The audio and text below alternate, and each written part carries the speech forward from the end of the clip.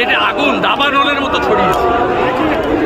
রাজনীতি নেই, সম্প্রদায় ধর্ম নেই, বয়স নেই, ভেদাভেদ নেই।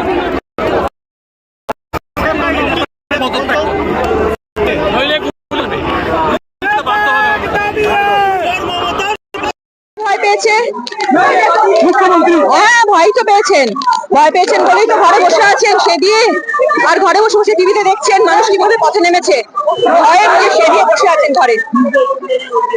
বলতে চাই যে আজকাল যত সংগঠন আছে, তারা রাজনৈতিক সংগঠন হোক, অরাজনৈতিক সংগঠন হোক, সবাই মিলে একটা হয়ে আজকে বাংলার এই কলঙ্ক থেকে বাঁচাতে হবে।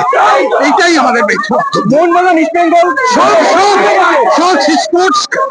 স্পোর্টস ক্লাব হোক, ক্রীড়া জগতের লোক হোক, সিনেমা জগতের লোক হোক, এখানে সবাই মুখ্যমন্ত্রীর নৈতিক অধিকার কিন্তু উনি নিজে বুঝবেন। এই যে এত প্রতিবাদ হচ্ছে ওর পরে উনি বুঝুন কি হচ্ছে না হচ্ছে।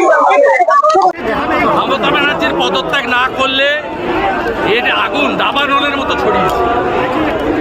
রাজনীতি নেই, সম্প্রদায় ধর্ম নেই, বয়স নেই, ভেদাভেদ নেই।